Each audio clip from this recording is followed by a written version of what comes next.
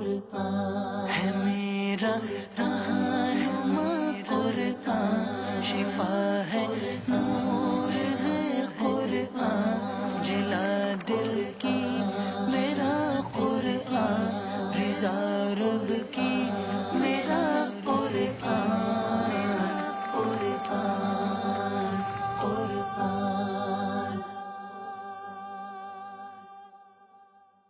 الحمدللہ رب العالمین والصلاة والسلام علی سید الانبیاء والمرسلین، اما بعد فاعوذ باللہ من الشیطان الرجیم، بسم اللہ الرحمن الرحیم۔ الصلاة والسلام علیک یا رسول اللہ وعلی آلک واصحابک یا حبیب اللہ، الصلاة والسلام علیک یا نبی اللہ وعلی آلک واصحابک یا نور اللہ۔ میٹھے میٹھے اسلامی بھائیوں اور مدنی چینل کے ناظرین، سلسلہ ہے ایک قصہ ہے قرآن سے۔ قرآن ہے میرا رہنما، قرآن شفا ہے، نور ہے قرآن، جلا دل کی میرا قرآن، رضا رب کی میرا قرآن، قرآن قرآن۔ پچھلے قصے میں ہم نے یہ سنا تھا کہ حضرت نوح علیہ الصلوۃ والسلام کی قوم کیسی قوم تھی، کتنی محنتیں، کتنی کوششیں، مگر کتنے تھوڑے لوگ ایمان لائے۔ اور پھر جب ان پر عذاب آیا تو ایک ایسا عجیب و غریب عذاب، ایک ایسی قوم، ایک ایسا ملک جہاں بظاہر سمندر نہیں تھا مگر وہاں بھی طوفان آیا، وہاں بھی سیلاب آیا، کس عجیب و غریب انداز میں آیا۔ وہ پچھلے واقعے میں ہم نے سنا وہ کتنی بڑی موجیں تھیں، وہ بھی ہم نے سنا۔ اب آگے سنتے ہیں یہ طوفان تھما تو کیسے تھما، حضرت نوح علیہ الصلوۃ والسلام کی کشتی اور جو ان کا بیٹا تھا اس کے ساتھ کیا معاملہ ہوا، آئیے سنتے ہیں۔ حضرت نوح علیہ الصلوۃ والسلام کا ایک بیٹا جس کا نام کنعان تھا، وہ صدق کے دل سے آپ پر ایمان نہیں لایا، بلکہ وہ منافق تھا اور اپنے کفر کو چھپائے رکھتا تھا، لیکن طوفان کے وقت اس نے اپنے کفر کو ظاہر کر دیا۔ حضرت نوح علیہ الصلوۃ والسلام نے کشتی پر سوار ہوتے وقت اس کو بلایا اور فرمایا کہ میرے پیارے بیٹے تم کشتی پر سوار ہو جاؤ اور کافروں کا ساتھ چھوڑ دو۔ تو اس نے کہا کہ میں طوفان میں پہاڑوں پر چڑھ کر پناہ لے لوں گا۔ تو آپ نے بڑی دل سوزی کے ساتھ فرمایا کہ بیٹا آج خدا کے عذاب سے کوئی کسی کو نہیں بچا سکتا، ہاں جس پر خدا بند کریم اپنا رحم فرمائے بس وہی بچ سکتا ہے۔ باپ بیٹے میں یہ گفتگو ہو رہی تھی کہ ایک زوردار موج آئی اور کنعان غرق ہو گیا۔ اور ایک روایت میں یہ بھی آیا کہ کنعان ایک بلند پہاڑ پر چڑھ کر ایک غار میں چھپ گیا اور غار کے تمام سوراخوں کو بند کر دیا، مگر جب طوفان کی موج اس پہاڑ کی چوٹی سے ٹکرائی تو غار میں پانی بھر گیا۔ اس طرح کنعان اپنے بولو براز میں لت پت ہو کر غرق ہو گیا۔ قرآن مجید میں اللہ تبارک و تعالیٰ نے اس واقعے کے بارے میں کیا ارشاد فرمایا؟ ونادى نوح ابنه وكان في معزل يا بني اركب معنا ولا تكن مع الكافرين قال سآوي إلى جبل يعصمني من الماء قال لا عاصم اليوم من أمر الله إلا من رحم وحال بينهما الموج فكان من المغرقين۔ اور نوح نے اپنے بیٹے کو پکارا اور وہ اس کشتی سے باہر ایک کنارے پر تھا۔ اے میرے بیٹے تو ہمارے ساتھ سوار ہو جا اور کافروں کے ساتھ نہ ہو۔ بیٹے نے کہا میں ابھی کسی پہاڑ کی پناہ لے لیتا ہوں، وہ مجھے پانی سے بچا لے گا۔ نوح نے فرمایا آج اللہ کے عذاب سے کوئی بچانے والا نہیں مگر وہی بچے گا جس پر وہ رحم فرما دے۔ اور ان کے درمیان میں لہر حائل ہو گئی تو وہ بھی غرق کیے جانے والوں میں سے ہو گیا۔ بیٹے کو اپنے سامنے اس طرح غرقاب ہوتے دیکھ کر حضرت نوح علیہ الصلوۃ والسلام کو بڑا صدمہ اور رنج پہنچا، اور آپ نے جناب باری تعالیٰ میں عرض کی اے میرے پروردگار میرا بیٹا کنعان تو میرے گھر والوں میں سے ہے اور تیرا وعدہ سچا ہے اور تو احکم الحاکمین ہے۔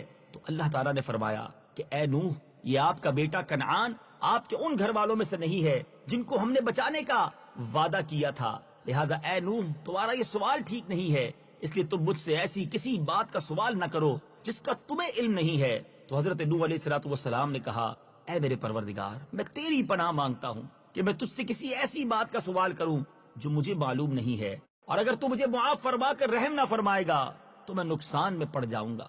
اللہ تبارک و تعالیٰ نے قرآن مجید میں اس واقعے کو بیان فرماتے ہوئے یوں ارشاد فرمایا ونادى نوح ربه فقال رب إن ابني من أهلي وَإِنَّ وَعْدَكَ الْحَقُّ وَأَنْتَ أَحْكَمُ الْحَاكِمِينَ قَالَ يَا نُوحُ إِنَّهُ لَيْسَ مِنْ أَهْلِكَ إِنَّهُ عَمَلٌ غَيْرُ صَالِحٍ فَلَا تَسْأَلْنِ مَا لَيْسَ لَكَ بِهِ عِلْمٌ إِنِّي أَعِظُكَ أَن تَكُونَ مِنَ الْجَاهِلِينَ قَالَ رَبِّ إِنِّي أَعُوذُ بِكَ أَنْ أَسْأَلَكَ مَا لَيْسَ لِي بِهِ عِلْمٌ وَإِلَّا تَغْفِرْ لِي وَتَرْحَمْنِي أَكُنْ مِنَ الْخَاسِرِينَ اور نوح نے اپنے رب کو پکارا تو عرض کی، اے میرے رب، میرا بیٹا بھی تو میرے گھر والوں میں سے ہے، اور بے شک تیرا وعدہ سچا ہے، تو سب سے بڑا حاکم ہے۔ اللہ نے فرمایا، اے نوح، بے شک وہ تیرے گھر والوں میں ہرگز نہیں، بے شک اس کا عمل اچھا نہیں، پس تم مجھ سے اس بات کا سوال نہ کرو جس کا تجھے علم نہیں۔ میں تجھے نصیحت فرماتا ہوں کہ تو ان لوگوں میں سے نہ ہو جو جانتے نہیں۔ عرض کی، اے میرے رب، میں تیری پناہ چاہتا ہوں کہ تجھ سے وہ چیز مانگوں جس کا مجھے علم نہیں، اور اگر تو میری مغفرت نہ فرمائے اور مجھ پر رحم نہ فرمائے تو میں نقصان اٹھانے والوں میں سے ہو جاؤں گا۔ جب حضرت نوح علیہ السلام کی کشتی جودی پہاڑی پر پہنچ کر ٹھہر گئی اور سب کفار غرق ہو کر فنا ہو چکے، تو اللہ تعالیٰ نے زمین کو حکم دیا کہ اے زمین، جتنا پانی تجھ سے چشموں کی صورت میں نکلا ہے تو سب ان پانیوں کو پی لے، اور اے آسمان تو اپنی بارش بند کر دے۔ چنانچہ پانی گھٹنا شروع ہو گیا، طوفان تھم گیا۔ اللہ تعالیٰ نے حضرت نوح علیہ السلام کو حکم دیا کہ اے نوح، آپ کشتی سے اتر جائیے، اللہ کی طرف سے سلامتی اور برکتیں آپ پر بھی ہیں اور ان لوگوں پر بھی ہیں جو کشتی میں آپ کے ساتھ رہے۔ حدیث پاک میں آیا ہے کہ حضرت نوح علیہ السلام نے روئے زمین کی خبر لانے کے لیے کسی کو بھیجنے کا ارادہ فرمایا، تو سب سے پہلے مرغی نے کہا، میں روئے زمین کی خبر لاؤں گی، تو آپ نے اس کو پکڑ لیا اور اس کے بازوؤں پر مہر لگا کر فرمایا کہ تجھ پر میری مہر ہے، تو پرندہ ہوتے ہوئے بھی لمبی اڑان نہ اڑ سکے گی اور میری امت تجھ سے فائدہ اٹھائے گی۔ پھر آپ نے کوے کو بھیجا تو وہ ایک مردار دیکھ کر اس پر گر پڑا اور واپس نہیں آیا، تو آپ نے اس پر لعنت فرما دی اور اس کے لیے بددعا فرما دی کہ وہ ہمیشہ خوف میں مبتلا رہے۔ چنانچہ کوے کو حل و حرم میں کہیں بھی پناہ نہیں ہے۔ پھر آپ نے کبوتر کو بھیجا تو وہ زمین پر نہیں اترا، بلکہ ملک سبا سے زیتون کی ایک پتی چونچ میں لے کر آ گیا، تو آپ نے فرمایا تم زمین پر نہیں اترے، اس لیے پھر جاؤ اور روئے زمین کی خبر لاؤ۔ کبوتر دوبارہ روانہ ہوا اور مکہ مکرمہ میں حرم کعبہ کی زمین پر اترا اور دیکھ لیا کہ پانی زمین حرم سے ختم ہو چکا ہے اور سرخ رنگ کی مٹی ظاہر ہو گئی ہے۔ کبوتر کے دونوں پاؤں سرخ مٹی سے رنگین ہو گئے اور وہ اسی حالت میں حضرت نوح علیہ السلام کے پاس واپس آ گیا اور عرض کیا کہ اے خدا کے پیغمبر، آپ میرے گلے میں خوبصورت توق عطا فرمائیں اور میرے پاؤں میں سرخ خضاب مرحمت فرمائیں اور مجھے زمین حرم میں سکونت کا شرف عطا فرمائیں۔ چنانچہ حضرت نوح علیہ السلام نے کبوتر کے سر پر دست شفقت پھیرا اور اس کے لیے دعا فرما دی کہ اس کے گلے میں دھاری کا ایک خوبصورت ہار پڑا رہے اور اس کے پاؤں سرخ ہو جائیں اور اس کی نسل میں خیر و برکت رہے اور اس کو زمین حرم میں سکونت کا شرف ملے۔ اللہ غنی، اللہ کے نبی کی دعا کیسے قبول ہوئی، آج اس کا مظہر ہم دیکھتے ہیں۔ قرآن اس بارے میں کیا ارشاد فرماتا ہے، اب وہ سنتے ہیں۔ وَقِيلَ يَا أَرْضُ ابْلَعِي مَاءَكِ وَيَا سَمَاءُ أَقْلِعِي وَغِيضَ الْمَاءُ وَقُضِيَ الْأَمْرُ وَاسْتَوَتْ عَلَى الْجُودِيِّ وَقِيلَ بُعْدًا لِلْقَوْمِ الظَّالِمِينَ۔ اور حکم فرمایا گیا کہ اے زمین اپنا پانی نگل جا اور اے آسمان تھم جا، اور پانی خشک کر دیا گیا اور کام تمام ہو گیا اور وہ کشتی جودی پہاڑ پر ٹھہر گئی اور فرما دیا گیا ظالموں کے لیے دوری ہے۔ حضرت نوح علیہ السلام کو کشتی سے اترنے کا حکم دے کر اللہ تبارک و تعالیٰ نے کیا ارشاد فرمایا؟ قیل یا نوح اہبط بسلام منا وبرکات علیک وعلی ممن معک۔ فرمایا گیا اے نوح، ہماری طرف سے اس سلامتی اور ان برکتوں کے ساتھ کشتی سے اترو جو تم پر اور تمہارے ساتھیوں کی جماعتوں پر ہیں۔ اے میرے میٹھے اسلامی بھائیوں، حضرت نوح علیہ السلام کے اس واقعے میں بڑی بڑی عبرتوں کے سامان ہیں۔ جن کے انوار و تجلیات سے قلوب مومنین پر ایسی ایمانی روشنی پڑتی ہے جس سے مومنین کا سینہ نور عرفان اور جلوہ ایمان سے منور اور روشن ہو جاتا ہے۔ خوبصورت تجلیوں کی کچھ نشاندہی کرتے ہیں۔ نمبر 1، حضرت نوح علیہ السلام 950 برس تک اپنی قوم کی تکلیفوں اور دل خراش تانوں اور گالیوں کے باوجود صبر و تحمل کے ساتھ اپنی قوم کو ہدایت کا درس دیتے رہے، جب تک ان پر وحی نہیں آ گئی کہ یہ لوگ اب ایمان نہیں لائیں گے۔ اس وقت آپ برابر ہدایت کا درس دیتے رہے۔ جب بذریعہ وحی آپ کو یہ پتا چل گیا کہ یہ لوگ اب ایمان نہیں لائیں گے تو اب آپ ان کے ایمان سے مایوس ہوئے اور آپ نے ان ظالموں کے لیے ہلاکت کی دعا فرمائی۔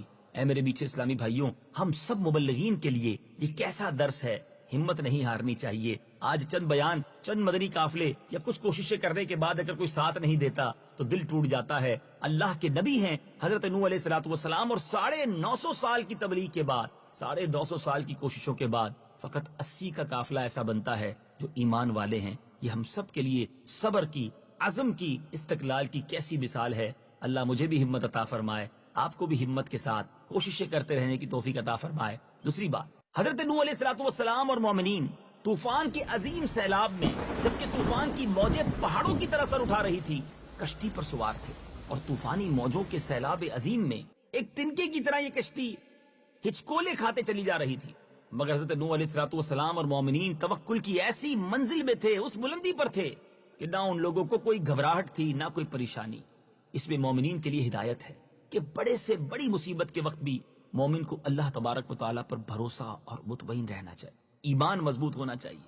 حضرت نوح علیہ السلام کا بیٹا کنعان کافر تھا۔ اس سے پتہ چلتا ہے کہ نیکوں کی اولاد کے لیے ضروری نہیں ہے کہ وہ بھی نیک ہی ہوں، بروں کی اولاد اچھی اور اچھوں کی اولاد بری ہو سکتی ہے۔ یہ اللہ تبارک و تعالیٰ کی مشیت اور مرضی پر موقوف ہے، وہ جس کو چاہے اچھا بنا دے اور جس کو چاہے برا بنا دے۔